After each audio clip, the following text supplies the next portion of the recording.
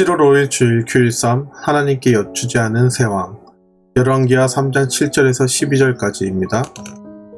요람이 유다의 왕 여호사밧에게 사람들을 보내어 말했습니다. 모압 왕이 우리를 반역했습니다. 나와 함께 모압과 싸우러 가지 않겠습니까? 여호사밧이 말했습니다. 왕과 함께 가겠습니다. 기꺼이 왕과 함께 싸우러 가겠습니다. 그리하여 이스라엘 왕과 유다 왕은 에돔 왕과 함께 길을 떠났습니다. 그들이 7일 동안 행군하던 중에 군인들과 짐승들이 마실 물이 다 떨어졌습니다. 이스라엘 왕이 말했습니다. 이런 일이 일어나다니 여호와께서 우리 새 왕을 모압 사람들에게 넘겨주시려고 부르셨나 보다.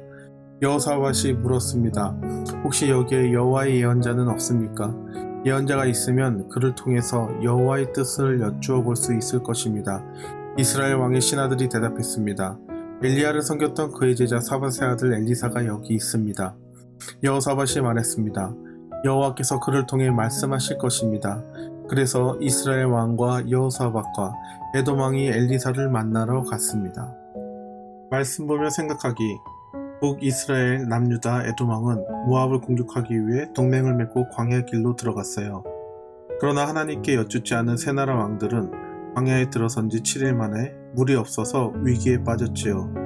아무리 계획을 잘 세우고 힘을 합쳐도 하나님과 함께하지 않으면 공격도 못하고 망하게 된답니다. 위기 앞에서 북이스라엘 왕 요람은 슬퍼하고 두려워했지만 남유다 왕 여호사밧은 정신을 차리고 하나님의 뜻을 여쭙고자 예언자를 찾았어요.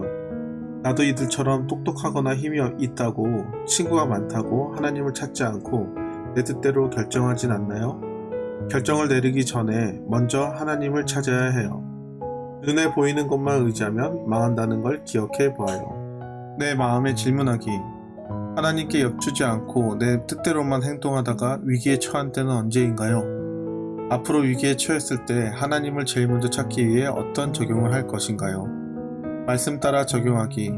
왼쪽에는 결정을 내리거나 어떤 일을 하기 전에 하나님께 여쭈지 않았던 내 모습을 그려보아요. 오른쪽에는 그때의 모습을 회개하는 마음으로 하나님께 하고 싶은 말을 담아 일기를 써보세요. 말씀대로 기도하기. 결정을 내려야 할 때 하나님께 여쭈지 않고 제 뜻대로 한 모습을 회개해요. 위기를 만나야만 하나님을 찾던 모습에서 변화되기 원해요. 이제는 어느 때나 하나님께 먼저 여쭈며 갈게요. 보석 간증입니다. 탓하기 전에 하나님 뜻 여쭈기. 교사 조군. 어릴 때부터 저는 화를 잘 내시고 큰 소리로 이야기하는 아버지 밑에서 자랐어요. 그래서 아버지에게 혼나지 않기 위해 문제가 생기면 남 탓을 했지요. 이는 버릇이 되어 곤란한 상황에 처하면 괜히 했어, 누구 때문이야와 같은 말들로 다른 사람과 환경을 탓했어요.